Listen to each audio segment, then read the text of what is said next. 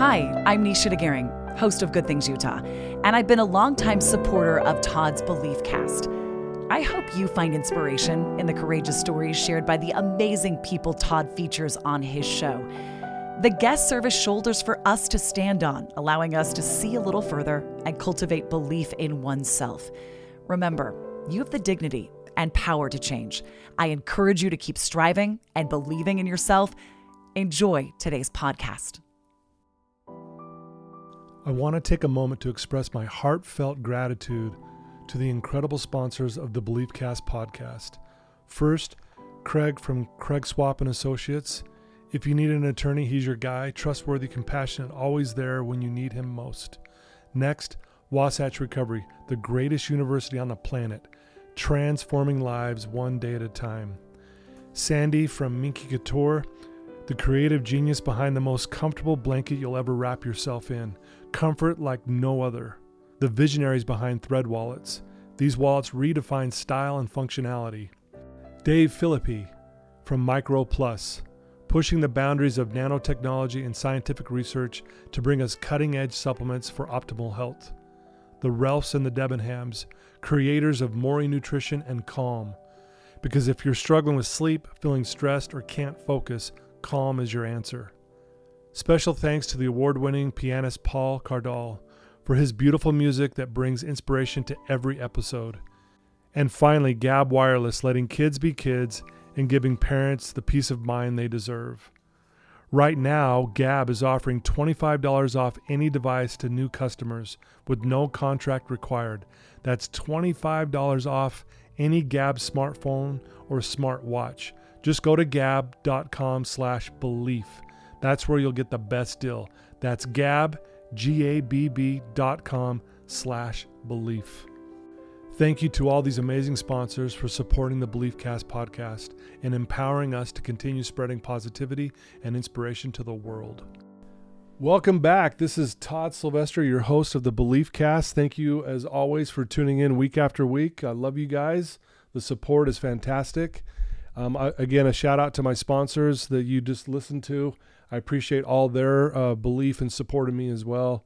Without them, I wouldn't be able to be where I'm at today. So thank you for supporting this. And as always, these amazing people that I bring on, week after week, it's so cool to get to know people's story. And today's going to be no different.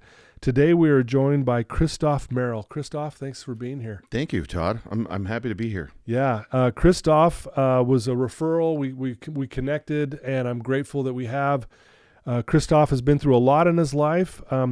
He is the president CEO of HabitFreak. I am. That's what we're going to call it. That's what we're going to call it. And we're going to get into what that is. And CHRISTOPH has had his struggles. And because of the struggles, though, is it fair to say that because of that, you have had to dig deeper, which has allowed you to be way more successful had you not had those challenges? 1,000%. Yeah. 1,000%. And we're going to get into all that. And there's a lot to talk about here. I don't even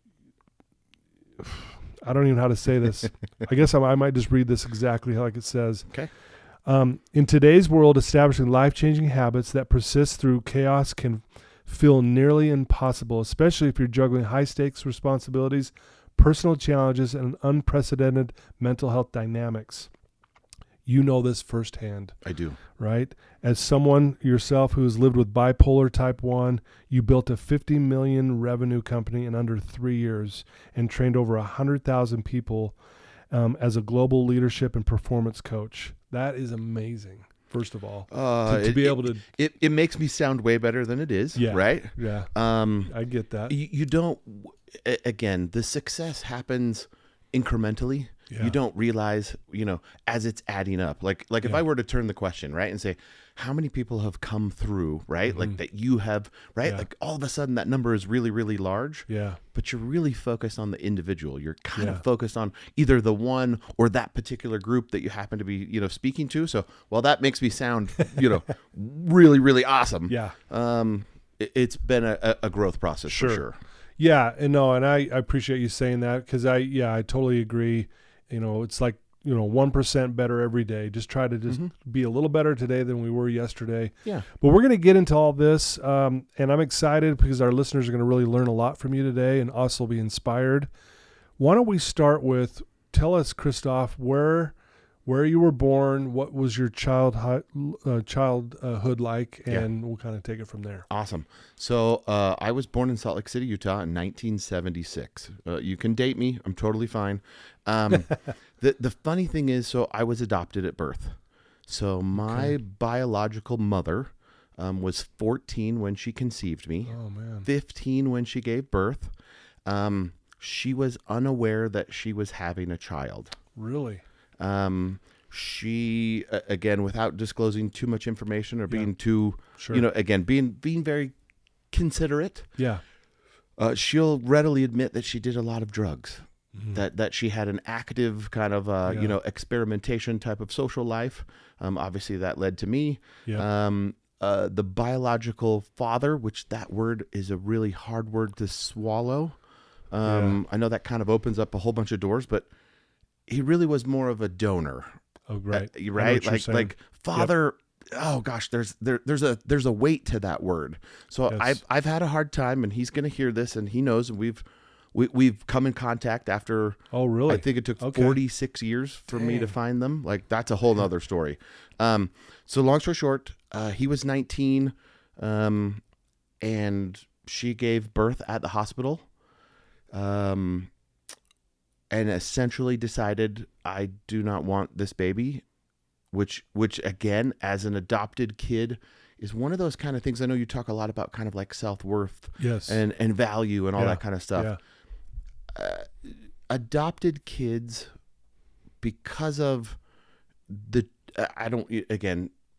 hard part about it is there's kind of like an inherent trigger of you weren't wanted. Mm-hmm. When in reality, now being a dad, many, many years later, having a 12-year-old, having a 17-year-old, having had a 15-year-old, right? Sure. Oh my gosh. Like there would be no way to prepare her emotionally, mentally, physically, all of those kinds of things to be able to handle or facilitate a child at that age. Right. I give major props to those, I'm going to call them children, who do decide to keep their child. Either way is a very difficult and hard decision. Either way, right? Either way, yep. Totally. Luckily, I was given up for adoption. I was the only known case in the state of Utah that was actually not done through an adoption agency in the year 1976. Oh, really? So, like, it got pretty tricky. Long story short, after I got married, we had kids, and I was trying to find out more. Really couldn't find anything because I was the only known case, and my case had been sealed. So like there was no, I could only go so far. Yeah. So I was adopted by two wonderful people who could not have kids of their own, really wanted children of their own, but struggled. And they struggled for 7+ years to have kids, and then realized it's just not going to happen for us. So then they put themselves kind of on the adoption, registry per se. And the interesting thing is, because they were now older, they're 7 years older than the young couple, they typically were bypassed. They'd have the new mom looking at it going like, gosh, like, why are they so old, or what's wrong? So, years went by, and then one day the phone rings, and as my mother, mentioned, she was just like, I literally like wanted to just start jumping for joy. They said, hey, we have a newborn baby. He was born yesterday. The mother isn't in a position to take him. Do you want him? Now, my dad at the time was serving in the National Guard, so he was gone, and was this was pre-cell phone. Like, this was 1976, right? Like, there was no text message, hey, Dave, we've got a boy for you. Yeah. It was essentially about a week. Yeah, it takes a while to track someone down. Well, and especially, when he was the kind of like in his 2-week period of National Guard, he was unavailable. Right. And so my mom made the decision, we want the baby. And so then she kind of made, arrangements and all that kind of stuff to go further into my childhood. I was absolutely spoiled rotten. There was not a thing I did not, all of my needs were taken care of. Right. Completely. 100%, everything. If I happened to need an extra backpack, I got an extra backpack. Like, they were absolutely fantastic. Simply because of how long they had wanted a child. Yeah. And so then to finally have one, top, oh my gosh, like they were, they were ecstatic. I was born very premature, so I think about 32 weeks. Okay. So I had to stay kind of in the, I don't know, at the NICU, I guess it would be what it would be called. Yeah, right. And so eventually they got to come and get me, take me home, you know, kind of the whole gamut. I do have a sister. She's adopted as well. And gosh, there wasn't a thing I didn't ever want, because everything was provided, right? Like, I mean, they took care of everything. My dad was probably the best provider you could have ever imagined. Like he knew what his role was. He knew what his job was. He did everything he could in his power. Sure. Again, not exorbitant wealth. You know, we when we grew up, I grew up in West Valley, Utah. Yeah. So our house was maybe 1,200 square feet. But as a kid, you don't know. You don't even know that. You don't know that some people's offices are 1,200 square feet. It's funny you say that, because when I go back to my childhood home and just go look at it, I'm like, man, I was really small. But as a kid, you're like, man, the thing was exactly what it was. Yeah. And it was big in your mind. You didn't know, you didn't right? Care. Yeah, you didn't care. I mean, I remember the shag green carpet. Green. Yeah. Like vomit or, you know, totally. something worse, right? Yeah, like that color of green, like that was my carpet, right? Yeah, that's awesome. And I had Superman, you know, wallpaper. I mean, you know, I don't know that most people do wallpaper anymore. Maybe it's making a comeback. The mullet is making a comeback. The if mullet you've seen is, high so school maybe kids. some wallpaper too. Wallpaper is probably on its way. And so, you know, from a worldly possession kind of a thing, you didn't really know any different, right? Yeah. But as a kid, we had a trampoline. We had the snowmobile. It was not it was probably a very, very, you know, in 70, you know, probably the 80s, 85, it was probably like a 1960s snowmobile, but my dad kept it running and we could go up and down the street when it snowed. Yeah. And wonderful, just absolutely wonderful memories. Just kind of growing up and being a kid, right? I remember my dad was very hands-on, if you know what I mean. Yeah. He ended up being a full bird colonel in the Army, in the National Guard. Dang. I believe it was probably about 13 or 14 where he requested that I call him sir. That dad was kind of not on the table anymore. I would prefer you to refer me to as sir. Okay. Now, real quick, before this, did you at this time, like how old were you when you found out you were adopted? As early as I could. It was never a secret. So it was open from the time you could understand. They were telling you. Okay. So my father worked a lot. Like we had wonderful quality time with him. Yeah. But there wasn't a lot of quantity. Okay. So I don't remember him ever kind of speaking about it in a negative fashion. Sure. But from the earliest memory I can remember, my mother would always, it was the way it was supposed to be. Okay. We couldn't have kids. Right. You came through another way. I'm so grateful. And that's that's kind of like how we were able to have you. Gotcha. So very early, it's a catch-22, right? Yeah. Because I know there's kind of open or closed or, you know, whatever. I knew that I was different, like from a very, very, you know, kind of early, like, oh, I'm not your kid, which is a horrible kind of like introduction into the teenage years. For sure. We are already, and I'm saying we as the population of like the world are already tough enough on our parents or tough enough on ourselves to throw that piece in there. Right. I mean, gosh, the worst thing I ever said to my mom was, you'd never treat me this way if I was one of your real kids. Right? Yeah, like it still burns, sure. Like thinking how I somehow thought that would make it okay. Yeah. Right?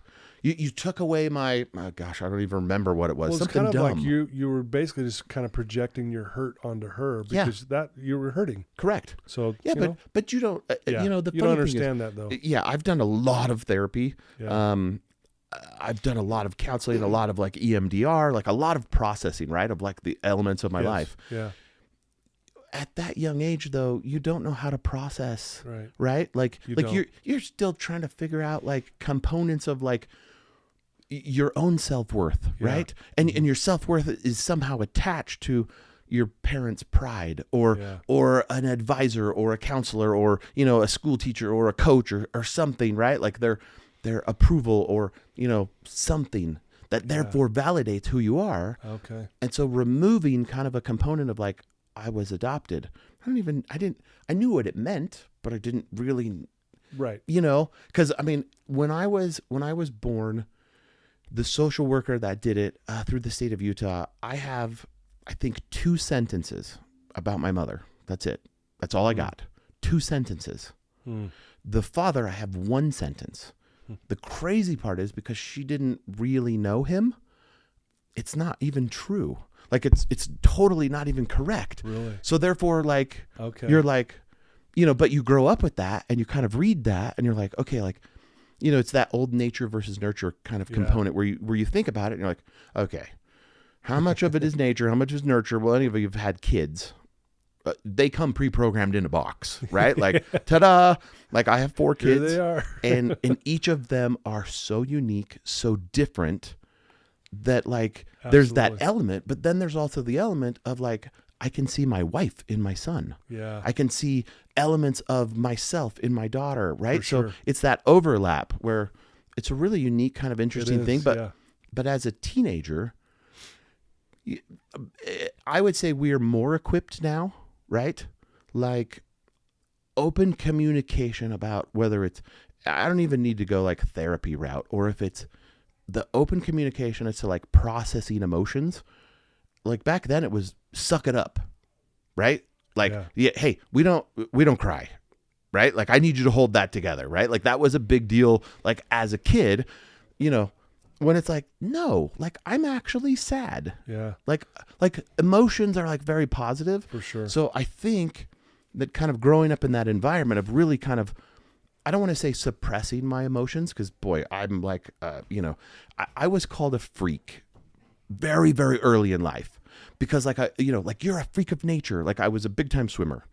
And so like I was fast, like wickedly fast. Like I know you played basketball, right? Yeah, and you practiced like a lot. Yep, I did. I was very blessed and talented and didn't have to practice at all. And I could have probably beat half of the state of Utah. Wow. Like not in a bragging way, but like just natural talent. Just we're good at it. I was just, I was insane. Right. So like, dude, Merrill, like, in high school back in the 90s, like you went by your last name. By your last name. You didn't Merrill, go by, Merrill, right? Yep. So like, Merrill, you're a freak. It's like a catch-22 connotation, right? Like where like, that's good, that's bad, that's whatever. It's basically how you interpret it. Yeah. Right. Yeah. And so growing up with that, right? Like it just kind of became kind of like who I was and what I was. And I didn't know that I was different. I didn't know that I was off. Yeah. It was just like, wow, like I have elements or motives where like I am on fire. Like I can get more done in like 24 hours than most people can get done in like a month. Right. Like where is that, right? Like what is going?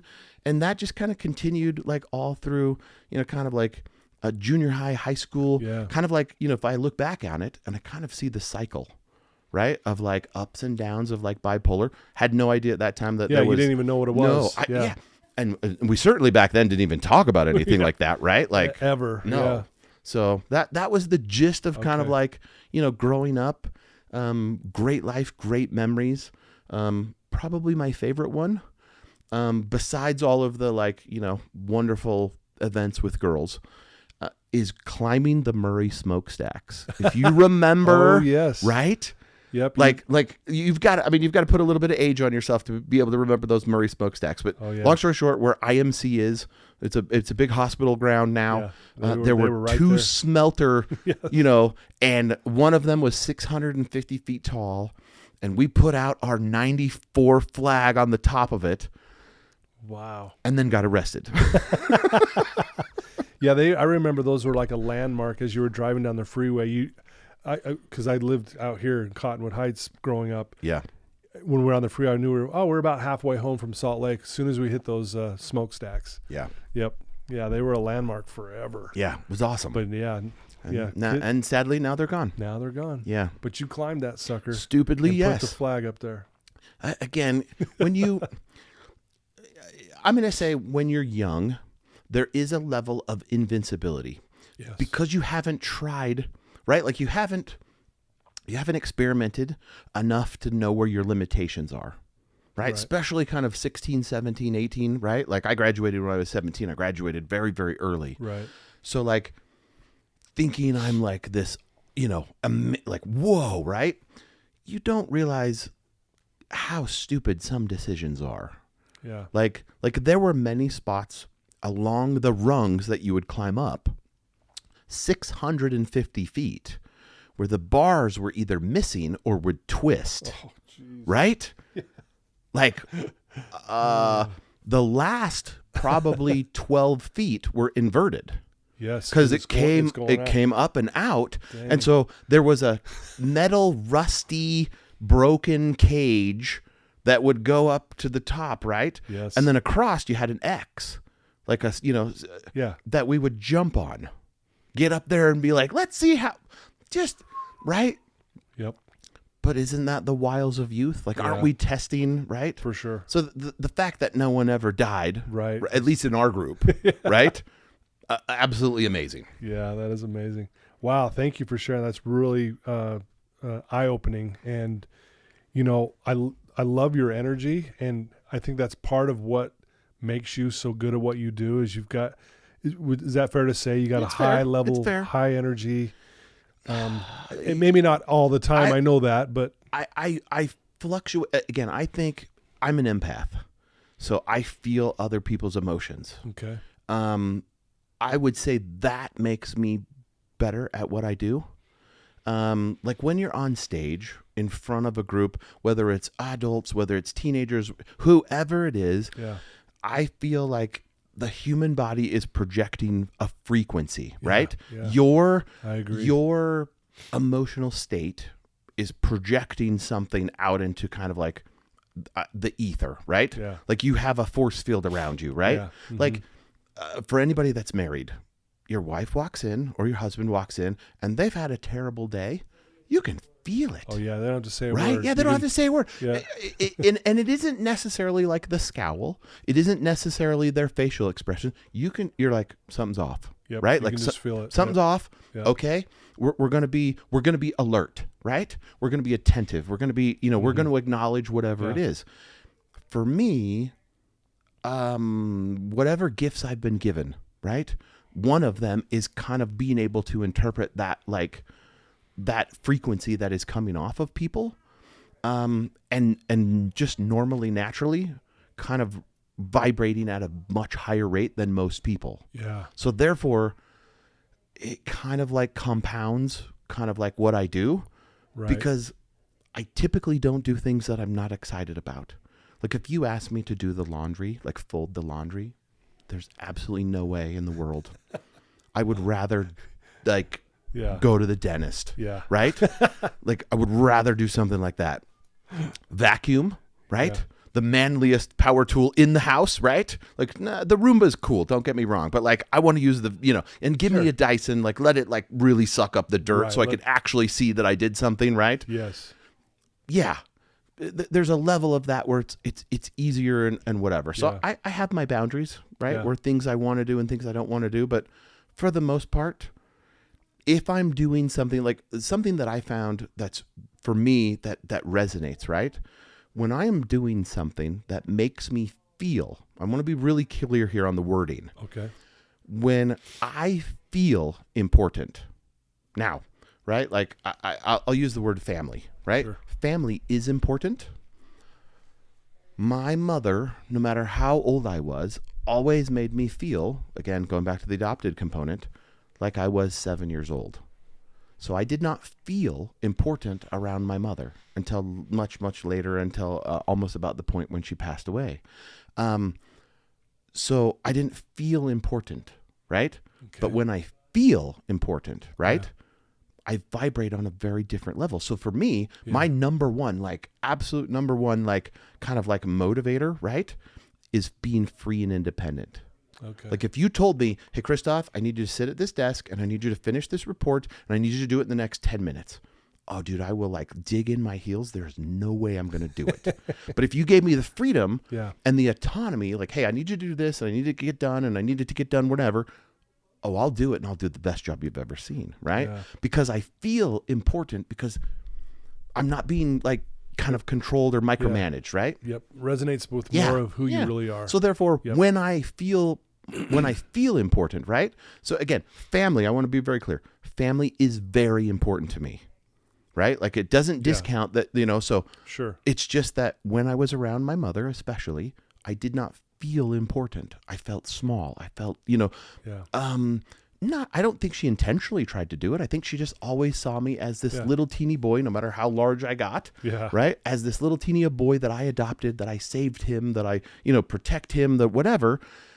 And so therefore she did everything she could to take care of me in that way when, as a grown man, you're like, no. Like I want to kind of let me be, Mom, let me do my thing. Right. Yeah, for sure. So, well, and we were talking before we went live here today. You capitalize your first name and you lowercase your last. I do. Will you explain to our listeners why you do that? So being adopted, and understanding that there are, understanding that because I was given a name, I have a responsibility to be the best version of myself. Yeah. There are many unplanned pregnancies that those, whatever you want to call them, aren't given an opportunity to have a name. It's very close to me. It's very tender. Yeah. Especially in 1976. I can't thank my biological mother and my biological father and my adopted parents enough that therefore when, like, again, we all have names, right?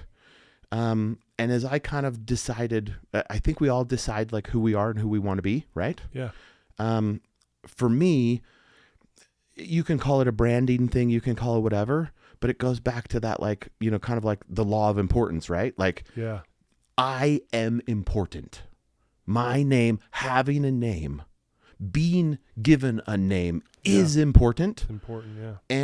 And therefore, by capitalizing it and lowercasing my last name, so it's all Christoph, CHRISTOPH, like, and sometimes exclamation point, right? It's a subtle reminder to me that you're here. Mm-hmm. You have a purpose. You have, like, there is more for you to do than just be a name on a sheet. Yes. Right? And for me, what I've tried to do, like with my businesses, with speaking, with all of that, right, is that's what I want to empower people to, like, believe in themselves. I love that. Like, Todd, like, do you realize there's not another Todd like you? Yeah. Right? Like, how many podcast episodes you've done? You've seen so many different people here, right? Like, like one in particular, Tiffany, you know who I'm talking about. Oh, yeah. Oh my gosh, you've had her on a couple of times, right? Tiffany Peterson. Yeah, Tiffany Peterson is just a powerhouse. Rock star, right? Rock star. Wow. Yeah. That is so, like, and then how many people that has helped, right? Like you look at your stats and you look at your numbers and you're like, yeah, we've had this many downloads or whatever, right? Right, sure. And that's awesome. Yeah. How many people have listened, again, one episode and changed something about their life because they listened to one episode. Maybe they never listened to another episode. Yeah. But they go home and they treat their kids different. They go home and they treat their spouse different. They go home and they treat themselves different. Yeah. Right? Yeah, like that's a level that you can't, like, even tally or comprehend or calculate, right? Yeah. That therefore, like, you are important. Love that. Thanks for sharing that. You're welcome. Powerful. That means a lot, honestly. Well, there's so much to talk about here, but again, we said this at the beginning, you have this method called HabitFreak. Uh-huh. And now I'm understanding why maybe you added the freak to it. The freak was the most important part. Yeah. So why don't you explain to our listeners what is HabitFreak? Okay. Why'd you come up with the name? Yep. And then what does this do for someone, and Totally. what are you trying to do to change the world? So, in 2011, I know just saying 2011 dates me, right? Like, 2011, right? Isn't it so funny? I know. Seems like yesterday, but it's gosh, a long time ago. dude, we're getting close to 2030. Like, it's freaking me out. I know, right? Like, I remember the big old, 2000 panic. Like, Yeah. it's freaking me out. We're getting to 2030. Like, I'm not that old. I don't feel that old. Come on. I know. So, I started publicly speaking back in 2011. I owned an IRA company. We lived in Las Vegas at the time. I'd partnered with a really good friend of mine, and we needed to get in front of people, right? Like, we needed to offer IRAs, like self-directed IRAs. Yeah. We needed to get in front of people. I had a slew. I think I had 17 sales guys. None of them wanted, like, we had inked this contract with a seminar company. They were called Peak Potentials, T. Harv Ekker's seminar company out of Canada. Yeah. And we were going to go, and we were given like 15 minutes the first time. Like, I mean, it was nothing, right? Right. Because they wanted to test us. They wanted to Sure. see. All we were doing was giving away a free gift. None of my sales guys wanted to do it. I'm like, you get all the leads. If you go and you do this, like, all of these leads are yours. Yeah. Nobody wanted to do it. Wow. Because there was going to be almost 1,000 people in the room. So I'm struggling with my wife, and I'm like, just, sharing, I'm venting. And she's like, you're an idiot. You are an idiot. It's you. You're the one that's supposed to speak. And up to that point, I had always been behind the scenes. Like, I had owned many companies you would never know. Right. I had operated, you would never know. You couldn't find me. You couldn't paper me. No social media, all this stuff. And I'm like, really? Me? She's like, yeah. It's you. And I took the stage. It was in October 2011. And I remember my left foot hit the top of the stage. And for anybody who's ever spoken, it was like lightning went through my foot. Like, I felt plugged in to, like, my purpose and my plan. I felt plugged into heaven, right? Sure, yeah. That turned into basically 46 weekends that year. Wow. So over the next 12 months, I was gone 46 weekends in a row, like, doing these events, right? Dang. Not great on a relationship, on a marriage. Not the best thing. Yeah. Great for our business, right? Like, I mean, whoa. And then my partnership kind of separated, and I basically was like, all right, I'm going to go do something else. My partner went one way, I went the other. A couple weeks later, I got a phone call that said, hey, would you ever want to be, we know you're not doing the IRA thing anymore, but would you ever want to be one of our trainers? Now this is T. Harv Eker. Like, this is like, for anybody that doesn't know who T. Harv Eker is, I'm going to say this. It's probably going to offend Harv. He's like the Tony Robbins of Canada. Yeah, right. Right? Harv, I apologize. Yeah. He's huge. He's big time, right? Yep. Created amazing seminars, and I'm like, I'd never even considered. I was like, what? Yeah. Okay, so I decided to do it. They put me in the back of the room. I took out the trash. I ran handouts. Like, I learned the back of the room like you wouldn't believe. Yeah. Fast forward to 2015. I'm traveling around the world. I'm doing lots of events. Now, when we do events, it was 3 days. Me on stage for 3 full days, 12 hours a day, right? Wow.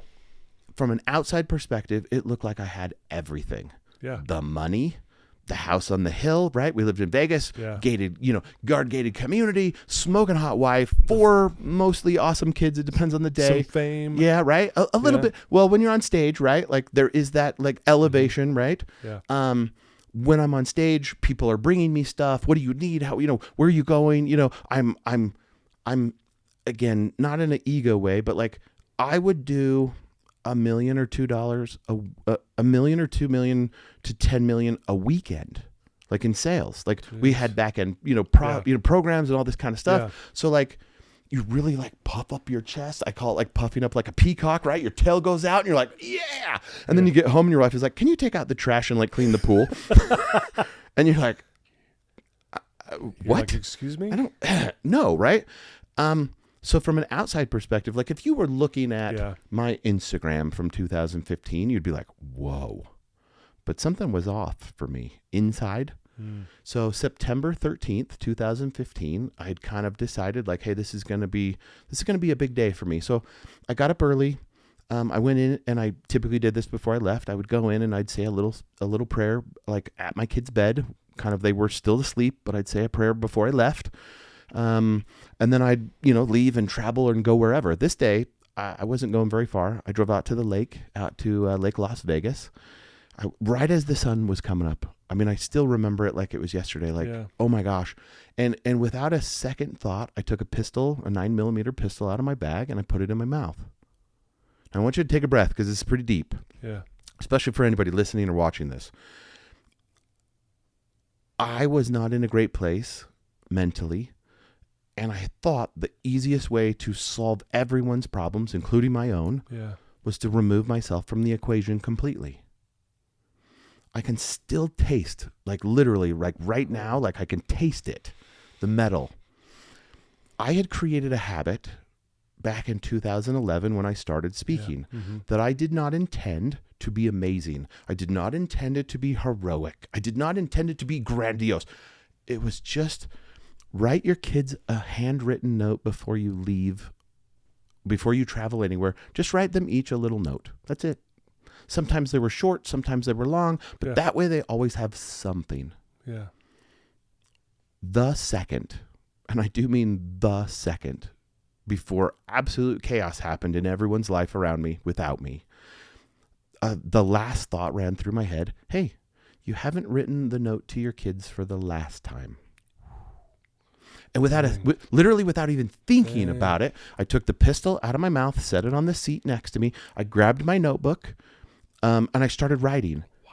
Todd, I wrote horrible things to my kids. Like, I'm embarrassed still about the things I wrote to my kids. I had a son who was young at the time. Hey, kiddo, I'm going to need you to step up around the house because I quit. Like, let that sink for a second. Yeah.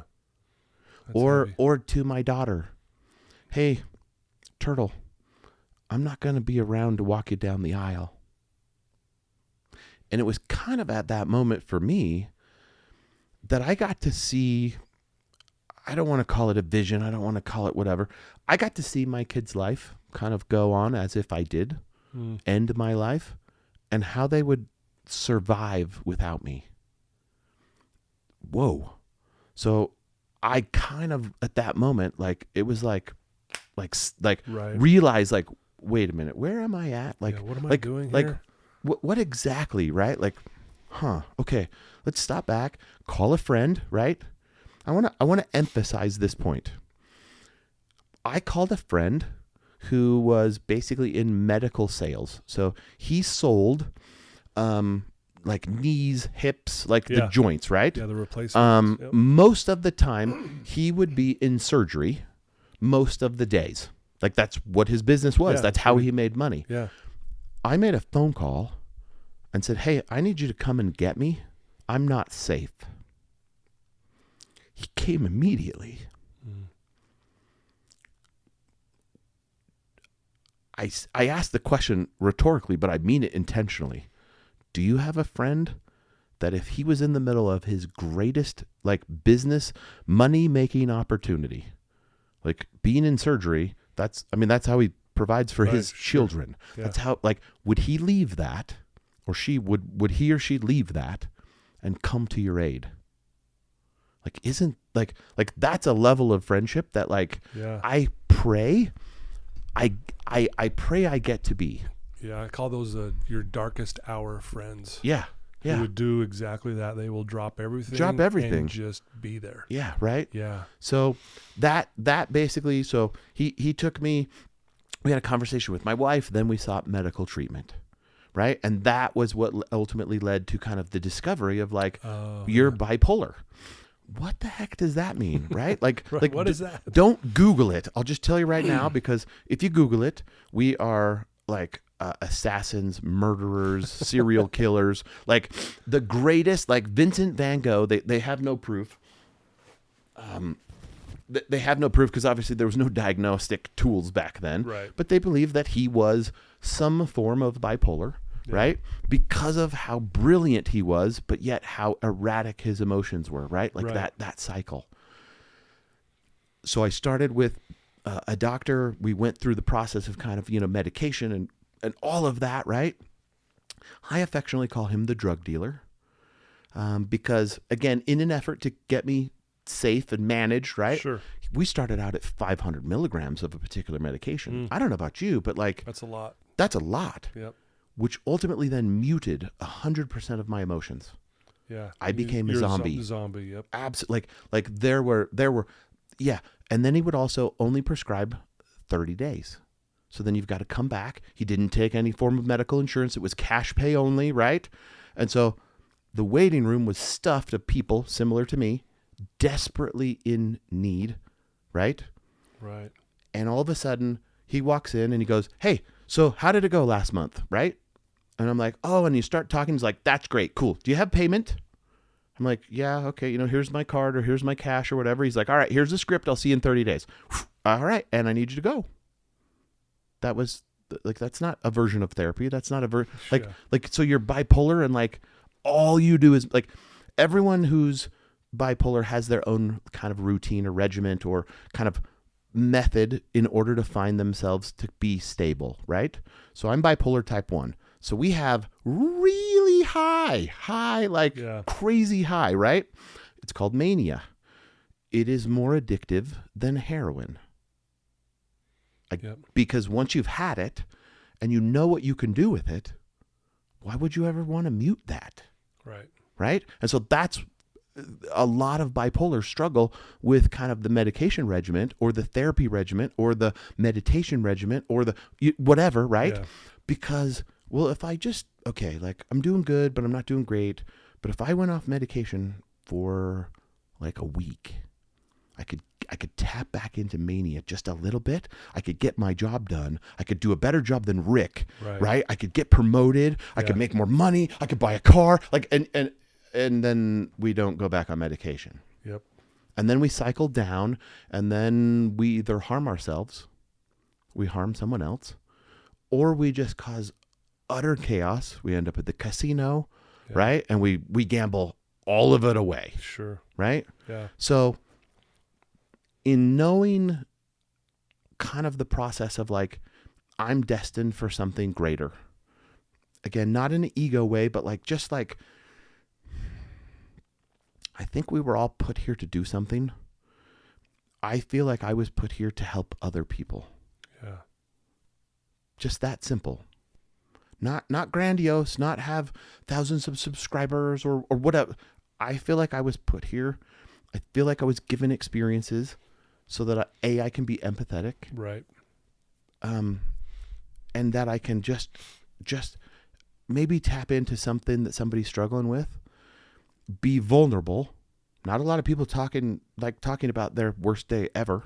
Right. I'm an open book. I'm happy to talk about it because if I can talk about it and someone listening to this is struggling today, I say this and it's not intended to be funny, but for the love of Mike, please seek help today. Ask someone for help.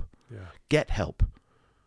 Call me, email me. Like, I don't care. Like something, right? Because there are people that depend on you. There are people in the future that need you to say something, to do something. Like I believe that God answers our prayers, but through other people. Through other people, yeah. I've never had him ever come down and physically be like, "Christoph, here you go." Never. But I've had people in my life that they don't even know why they're doing or saying or acting or whatever. And I know it's like, again, inspiration from whoever you believe. I believe in God, that it's inspiration from that almighty power that is instructing them to do something for me. Right.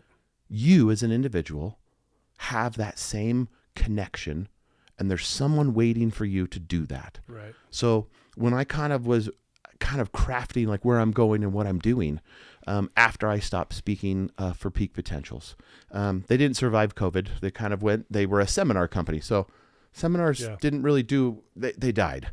So as I kind of came to the reality of like, okay, it's my turn, right? Thinking of, okay, how do I change the narrative? How do I change, like, okay, being bipolar, I think it's awesomely terrible. Like Kanye West has an album that I'm totally spacing on exactly what it says, but it basically is like, being bipolar is like the worst thing in the world, but it's awesome. Something to that level, right? Like I'd have to look it up what it is, but it's basically that dichotomy of like, it is the best thing in the world, but it's the worst thing in the world. And so how do I help anyone, whether you have bipolar or not, right? There's a lot of mental illnesses. There's a lot of addictions. There's a lot of whatever you're struggling with, which if you're listening to this and you're breathing, you're struggling with something. Yeah. You might not be struggling at my level. Right. I think that's awesome because I don't want you at my level. It is not fun. It is not enjoyable. I would never wish this on anyone. But if you're alive and you're breathing, you're struggling with something. Yeah. It might be with your kids. It might be with your wife. It might be with yourself. It might be with your job, whatever. Right. So how do I change the narrative? Like being bipolar has always kind of been a negative. Mm-hmm. Okay. What saved me? A habit, a simple, almost inconsequential, right? But what it did was that habit became automatic. Ooh, an automatic habit. Like that's good, right? Okay. So habit. Okay. And then you spend time, trying to brand yourself, right? On, Namecheap or Google, trying to figure out like what domain names are available. And then you're like, oh my gosh, all I have available is name like HabitFreak. Ooh, like what is that? Where does that go? Right. And then it's like, yeah, that's it. Because number one, people ask, what the heck is HabitFreak? Like what is that? Right. Like, yeah, right. I have to know, right? Yeah. And then it is a catchy name. And then it's really easy to turn people into habit freaks, right? So here's my simplest like analogy of like what a habit freak is, right? We all have what I call positive momentum habits, things that propel us forward, things that get us closer to the goals that we want. We also always, all of us all have negative momentum habits. I call these little teeny anchors, like the size of your finger that you throw out behind you that start dragging, but over years or months or decades, drag so deep that they literally then stop you from progressing. Yeah. Right? Yep. And you might not even remember what it was or where it was. I'll use a perfect example. I'm going to use you if that's okay. Sure. All right. Yeah. If you were to give me like the top 3 things that are important to you, what are they? Family. Okay. Family. Health. And friends. Yep. Okay. Perfect. Now I'm going to ask you a really bold, hard question. Mm-hmm. If we pulled up your calendar right now, mm-hmm. would it show that? Where do you, right? Again, not try to be direct. No, you're good. Right? No, I'm an open book. Family, right? Like most people, when I do this, whether I'm, teaching, instructing, coaching, whatever, right? Most people will say family or God, right? Friends or whatever, right? Yeah. And then I'll go, great, cool. Open up your phone and show me your calendar right now. And I want to see how important your family is to you on your calendar. Mm. The most important things that you do during the day. Yeah. Or do they get leftover time? Yeah. Meaning you schedule your business, you schedule your lunch appointments, you schedule your podcasts, right? Yeah. Yep. All of that is scheduled and it's in a T and you've got reminders and you've got all sorts of stuff. And then your wife or your spouse or your kids or your loved ones or whoever gets affectionately leftover time. So anything that's not scheduled, right? In the best part of the day, right? They get whatever's left. If we're sending a signal, how does that make them feel? Right. Where if we took 30 seconds and scheduled a date with our wife and created the same kind of like robust text message reminder, you're going to go on a date in 3 hours. If you sent that to your spouse and she got like an automated text that you're going on a date in 3 hours, your wife would be like, I love that. Something is wrong, right? Yeah, I like that. That what's going on habit, here? Right? But again, are you in the habit of making those that are important feel important? Or are you in a habit of making what is important be the most important? Right. Love that. Very eye-opening. That's the synopsis of what it means to be a habit freak. Gotcha. Is to take that and go, okay, everyone, even Oprah, has 24 hours a day, right? That's it. So if you make time, even if it's 15 minutes, that's it, right? Like I've got a daughter that's in college. If I don't make time on my schedule, right, to reach out to her, she's not going to text me. Right. I love her to death. Yeah. Right? Like literally, like my little turtle, there's a thing I wouldn't do for her. She's 18. She's off at college. She's living up at the U. She's living her life. Like it's awesome, right? The last thing she's going to think about is texting dad. Yeah. Right? So I have to be very specific and proactive. Right? Would it be crazy to think like I could have tea time with an 18-year-old daughter where she, we do a FaceTime and we have two little teacups, right? And you drink whatever you want to drink. I drink only Diet Chick-fil-A lemonade that's been filtered. That's it. Yeah. And we talk, and it might only be for 5 minutes. Yeah. But I will promise you that if you make it that important, let's make a date every Thursday where we're going to talk from 10:30 p.m. to 10:35 p.m. Yeah. What signal am I sending? Yeah. You matter. You matter. Yep. And I want to know what's going on. I really want to. And you know what? I'm willing to sacrifice my sleep. Like for me, being bipolar, sleep is one of my biggest triggers. If I do not sleep, if I do not get enough sleep, sadly, I need a minimum of 8 hours. 10 would be the best and most optimal for me and my body and everything that I'm doing. If I don't, I can start to edge towards that cycle again. Sure. So I have to be very self-aware of how I'm feeling and what I'm doing. That 5 minutes of tea time with my daughter is priceless. Yeah, it's beautiful. I love it. You've already said this already, but I want you to maybe just elaborate on it. We got a few minutes here. Yeah.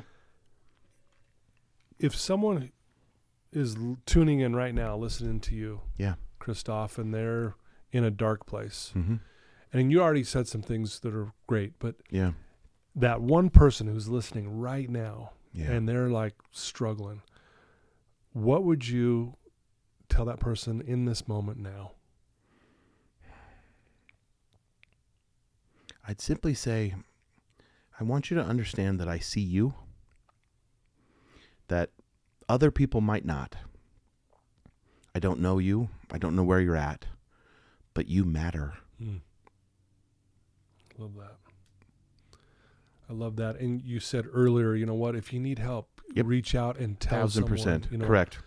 And I love that because I think a lot of times when we're in that darkness, if you will, really, if we're being honest, the last thing we really want to do is reach out to someone. It's like, we're just like, that's the last thing. I'm horrible. Yeah. I'm horrible at asking for help. But we'll tell our clients here, you need that, 10, 15, 20 seconds of insane courage. Yeah.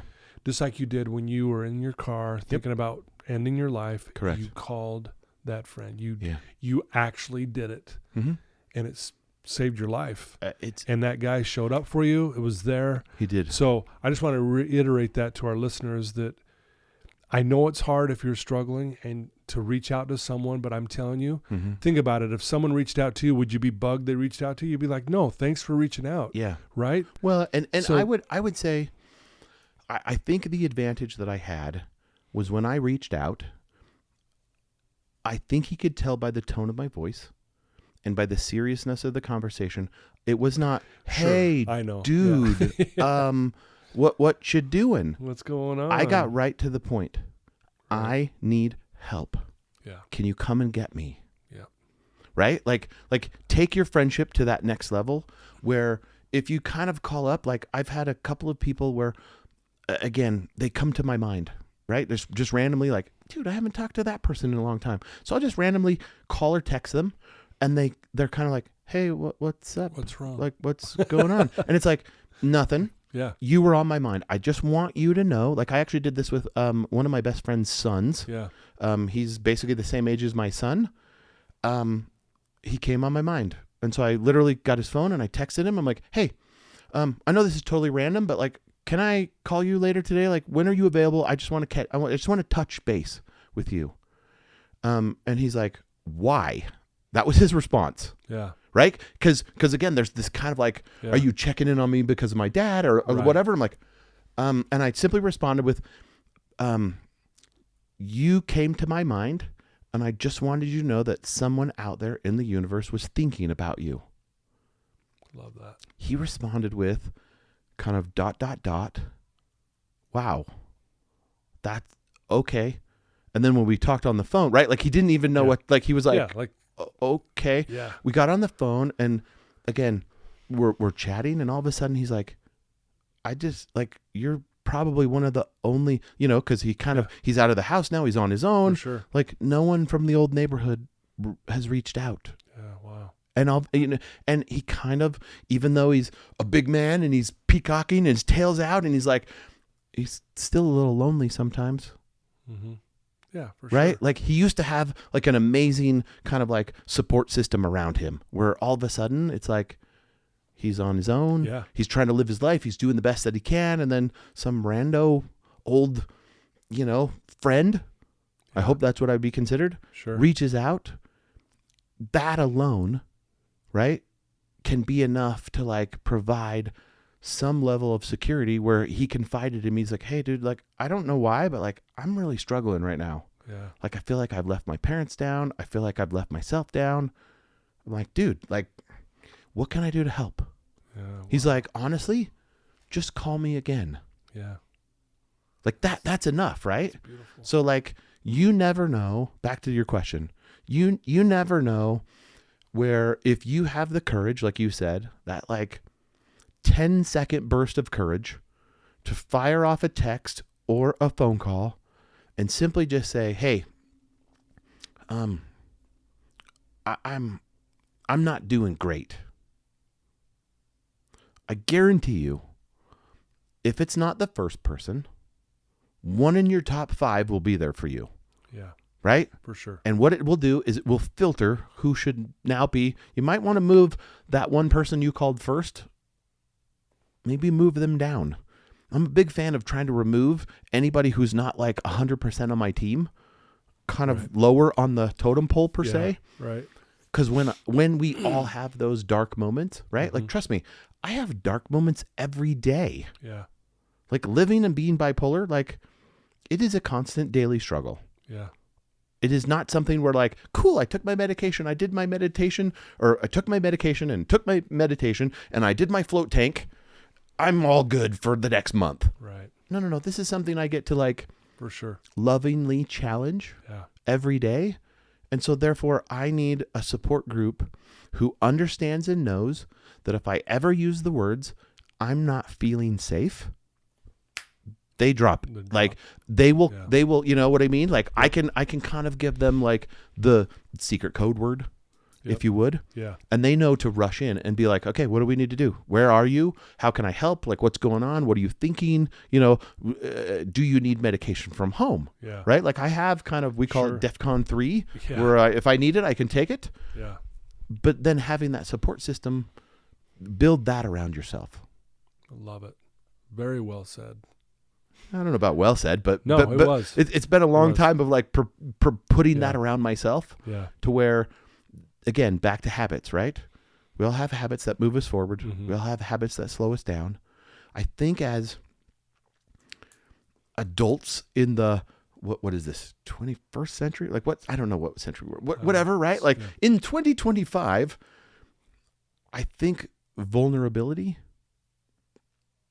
is the new strength. Yeah.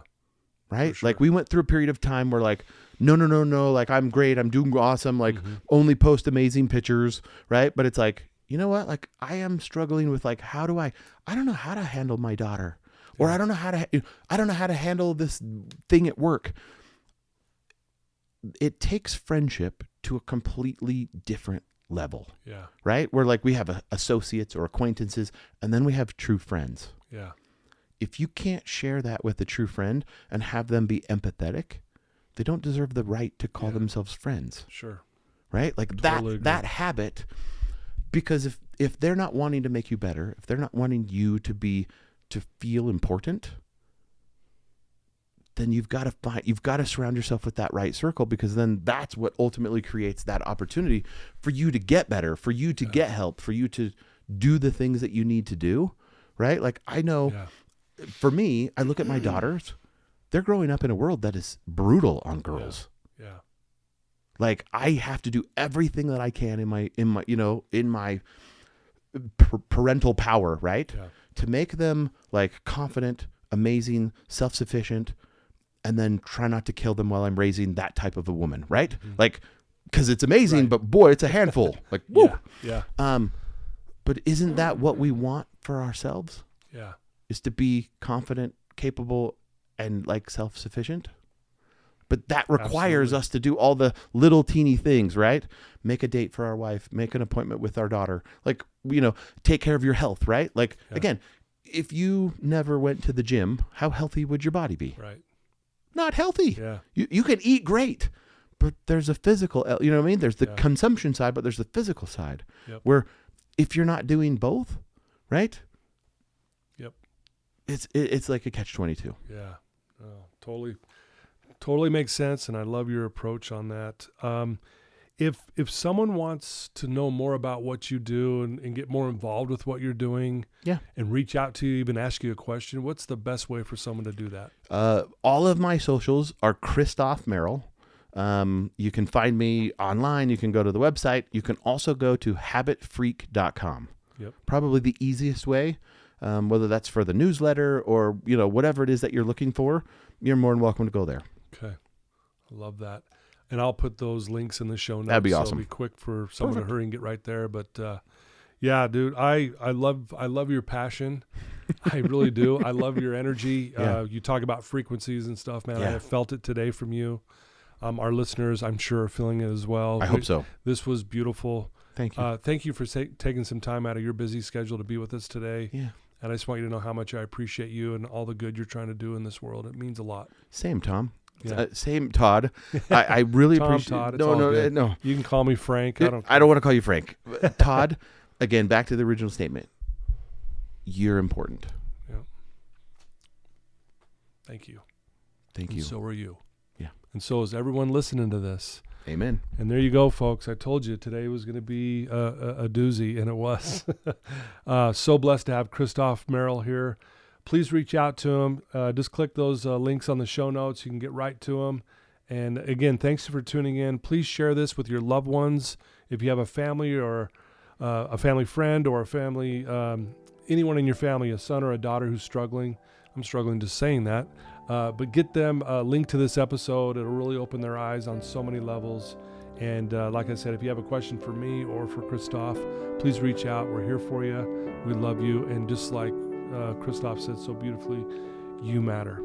Till next time, everyone. Take care.